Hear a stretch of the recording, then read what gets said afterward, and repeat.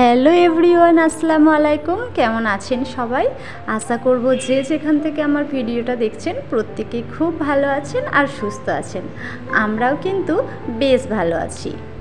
আজকে আপনাদের সাথে শেয়ার করব সংসারে হাজারো কাজের চাপের মধ্যে থেকে আমি কিভাবে নিজেকে পজিটিভ রাখি এবং নিজেকে ভালো রাখি। আগের দিনের ভিডিওতে আপনারা তো দেখেছেন যে আমি গিয়েছিলাম শপিং করতে। তো শপিং করতে গিয়ে এই সমস্ত জিনিসগুলো কিনে এনেছি। যেহেতু এখানে আমরা সবে এসেছি, তাই আমার সংসারে এখন অনেক জিনিস আমাকে কেনাকাটি করতে হবে। কিছু কিছু রয়েছে, কিন্তু অনেক জিনিস আবার নেইও। তো সেই জন্য অনেক কিছু কেনারও আছে। আস্তে আস্তে সমস্ত কিছু কিনতে থাকবো আর সেগুলো আপনাদের সাথে শেয়ারও করব। দেখুন, এই ট্রেটাও কিন্তু কিনেছি, আর তার সাথে কিনেছি এই বাটি দুটো। আর ওই যে কৌটোগুলো দেখলেন, ওইগুলো কিন্তু অনেক কম দামে পেয়েছি, জানেন তো, 49 টাকায় 4টে, আর বেশ মজবুত আর বেশ ভালো কোয়ালিটি। কিন্তু ওই প্লাস্টিকগুলো লাইলন প্লাস্টিক, ওগুলো কিন্তু পড়ে গেলেও না ভাঙবে না, বেশ মজবুত। আর দেখুন, এখানে কিন্তু আমার মুদিখানাও কিছু দরকার ছিল, তো সেই সমস্ত কিছুও কিনে নিয়েছি। এখানটাতে নিয়ে নিয়েছিলাম জ্যাকরি পাউডার, বাদাম, সরিষা, খেজুর, বিস্কিট আর মুড়ি। জানেন তো, এখানে না মুড়ির দাম অনেকটা বেশি। এখানে মুড়ি যেমন মানুষ খুব একটা খায় না, সেই জন্য কিন্তু মুড়ির দামটা প্রচণ্ড বেশি। 180 টাকা কেজি নেয় আমরা যেখানটায় থাকি ওখানে। কিন্তু আমরা যেখানে শপিং করতে গেছিলাম ওটা ছিল আমাদের বাড়ি থেকে ওই 6-8 কিলোমিটার দূরত্ব, আর ওখানে দামটা একটু কম ছিল, 170 টাকা মতো নিয়েছিল। তো সেই জন্য ওখান থেকে নিয়ে চলে এলাম। আর কি বলুন তো, যেহেতু ওখানে প্যাকেট করা ছিল সেই জন্য আরও নিলাম। এখানে যেগুলো পাওয়া যায় না, ওখানে প্যাকেট করা থাকে না, আর মুড়িগুলো পুরো মিয়ে যায়। আমার ভিডিওতে তো আপনারা দেখেছেন যে মুড়িগুলো খাওয়ার আগে আমাকে আবার একটু ভেজে নিতে হয়, ওটা আবার একটা এক্সট্রা কাজ। তাই যেহেতু এখানে দামটাও কম পেলাম আর তার সাথে প্যাকেটিং ছিল, মুড়িটাও ভালো, সেই জন্য এখান থেকে নিয়ে নিলাম। একটু দূর বইতে কষ্ট হলেও কিছুটা তো সুবিধা আছে, সেই জন্য। আর এখানে দেখুন, কৌটোর মধ্যে সমস্ত কিছু জিনিসগুলো কিন্তু আমি ভরে নিচ্ছি। এখানে জ্যাকরি পাউডারটাও ভরে নিলাম, আর এখানে ভরে নিচ্ছি বাদাম, সরিষা, কিশমিশ, সমস্ত জিনিস কৌটোর মধ্যে রাখলাম। কি বলুন তো, কৌটোর মধ্যে সমস্ত জিনিস যদি ভরা থাকে না, দেখতে বেশ ভালো লাগে আর নিতেও কিন্তু খুব সুবিধা। কোনো প্যাকেটের মধ্যে থাকলে সেখান থেকে বারবার নিতে, আবার গার্ডার দিয়ে সেটা বেঁধে রাখতে অনেকটা ঝামেলার ব্যাপার। আর যেহেতু এখানে এই মটর ডাল আর ছোলার ডালটা একটু কম ছিল, সেই জন্য এগুলো ডিপেগুলো ছোটো ছোটো হলেও এর মধ্যেই ভরে নিলাম কিন্তু। আর এগুলো আপনারা যতটা ছোট দেখছেন এতটাও কিন্তু ছোট নয়, এগুলো 250 গ্রাম করে আছে আর 300 গ্রাম করে। যেগুলো রং বেরঙের কালার দেখছেন ওগুলোতে 300 গ্রাম করে ধরে, আর যেগুলো এক কালারের আছে একটু পিঙ্ক টাইপের ওগুলোতে ধরে 250 গ্রাম। তো এরপর দুপুরে লাঞ্চ টাঞ্চ করে খাওয়া দাওয়া করে একটু রেস্ট নিয়েছিলাম। তারপরে দেখুন একটু বেরিয়ে পড়লাম বাইরের দিকে। ওই যে বললাম, একটু নিজেকে সারাদিন কাজের মধ্যে ব্যস্ত থাকার পরও নিজেকে একটু ভালো রাখতে গেলে, পজিটিভ রাখতে গেলে কি বলুন তো, বাইরেতে বেরোতে হয়।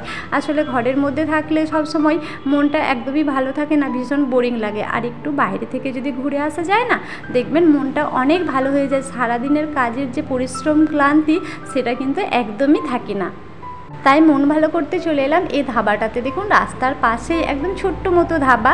আর যেহেতু এখন গরমের সময় আর বেশ ফুরফুরে হাওয়া দিচ্ছিল, দারুণ লাগছিল কিন্তু এখানে বসে চা খেতে। আর এদিকে আমার বেটুর অবস্থা দেখুন, এসে একটা আম তুলে নিয়েছে, বলে এটা আমি খাবো। তাই এখানে যাদের দোকান, তারা আবার বেরিয়ে দেখছিল, দেখে সবাই একটু হাসাহাসি করছিল আর কি ওকে নিয়ে। এটা একটা ছোট্টখাটো ধাবা, কিন্তু এখানে চা, কেক, মিষ্টি, বিস্কিট, চকলেট, বিভিন্ন ধরনের ছোটোখাটো টিফিনগুলো কিন্তু আপনি পাবেন। আর তার সাথে কিন্তু দেখুন, এখানে দোকানে কলা, আম, আনারস এগুলোও কিন্তু রেখেছে। এখানে বেশিরভাগ দোকানেই দেখি কলাটা কিন্তু পাওয়াই যায়। প্রত্যেকটা দোকানেই দেখবেন, মুদিখানা দোকান হোক, চায়ের দোকান হোক, যে কোনো দোকানে কিন্তু কলাটা মাস্ট থাকবেই। আর এখানে আমরা অর্ডার করেছিলাম কেক আর চা। আর দেখুন, এখানে কিন্তু আমাদের চা দিয়ে চলে গেছে। তো 2 রকমের চা বলা হয়েছিল। আমি যেহেতু চা খুব একটা পছন্দ করি না, তো আমার চাটা একটু লাইট বলা হয়েছিল, আর হাজব্যান্ড একটু কড়া চা চেয়েছিল। তো দেখুন, দুটো চায়ের কালার কিন্তু প্রায় সেম, আলাদা কিছু তফাৎ খুঁজেই পাচ্ছিলাম না। আর এদিকে দেখুন, আমার বেটু বলে চা খাবো, তো ওকে যা চা খাওয়াতে গেছি, চামচটাকে কিভাবে দাঁতের মধ্যে চেপে ধরেছে দেখুন, কিছুতেই ও ছাড়বে না, এত দুষ্টুমি করছে গিয়ে। আসলে ও ভীষণ মজা করতে ভালোবাসে, যে কোনো জায়গায় যেয়ে খুব মজা করে কিন্তু। তো চলুন, বাড়িতে রওনা দেওয়ার পথে আপনাদের কয়েকটা কমেন্ট করি। রিমি লাইফ থেকে বলেছো, খুব সুন্দর হয়েছে ভিডিওটা, মেশিন চালাতে চালাতে তোমার পুরো ভিডিওটা দেখে আমি খুব ভালো লাগলো। তুমি যে তোমার এই কাজের মধ্যে থেকেও আমার ভিডিওটা দেখলে, তার জন্য কিন্তু আমি ভীষণ খুশি। এরপরে সানসিতা বলেছো খুব ভালো লাগলো দিদি, থ্যাংক ইউ। এরপর বিলিভার কিচেন বাই কাকুলি থেকে বলেছো খুব সুন্দর হয়েছে আপু, থ্যাংক ইউ দিদি, এভাবেই আমার পাশে থেকো। এরপর আমরা আর একটা দোকানে যাব, আসলে আমাদের আরও কোনো কিছু কেনাকাটা বাকি আছে। আমরা তো এই নতুন নতুন এসেছি, আপনাদের তো প্রথমেই বললাম, তাই দেখুন এই দোকানটাতে চলে এসেছি। এখান থেকে ভাবছি একটা ঘর মোছার নিয়ে যাব। ঘর মোছারটা নেবো করে নেওয়া হয়নি, তাই এখানে কিন্তু বিভিন্ন ভ্যারাইটিসের জিনিসপত্র ছিল, আরও সাংসারিক কিন্তু প্রচুর জিনিসপত্র আছে। অনেক বড় দোকানটা, যদিও আমরা খুব একটা ভেতরটায় ঢুকি না, অনেকটা লেট হয়ে গিয়েছিলো বলে, তাই সামনেটা একটু আপনাদেরকে ঘুরে দেখিয়ে দিলাম। আর বেটু একটা খেলনা নেবো বলছিল, তাই ওই সামনেটাতেই কয়েকটা খেলনা ছিল, ওর জন্য দেখে কিন্তু একটা খেলনাও নিয়ে নিয়েছি। আর দেখুন এটা মপের যে স্টিকগুলো হয়, এই স্টিকগুলো, এগুলো কিন্তু বেশ ভালো, মুছতে খুব সুবিধা, বিশেষ করে সিজারিয়ানের পর। এখানে বাস্কেটটা ছিল না, শুধুমাত্র এই স্টিকটাই ছিল, নিলেই শুধু স্টিকটাই নিতে হবে। তো এখান থেকে কেনাকাটি করে আমরা বাড়িতে চলে এসেছি। আজকে বানাবো একটু সুজির হালুয়া। দেখুন এখানে নিয়ে নিয়েছি কাজু, কিশমিশ, আমন্ড আর এক পিস ছোটো এলাচ। আর এখানে সুজি নিয়েছি হাফ কাপ মতো।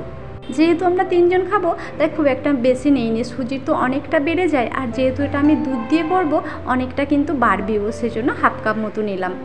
তো দেখুন এখানে কড়াই বসিয়ে দিয়েছি। প্রথমে এই বিভিন্ন রকমের যে বাদামগুলো নিয়েছিলাম ওগুলো ছোট ছোট করে কুচি করে নিয়েছি, আর তার সাথে ওই কিশমিশটা দিয়ে একটু ভালো করে নাড়াচাড়া করে নিয়েছি শুকনো খোলায়।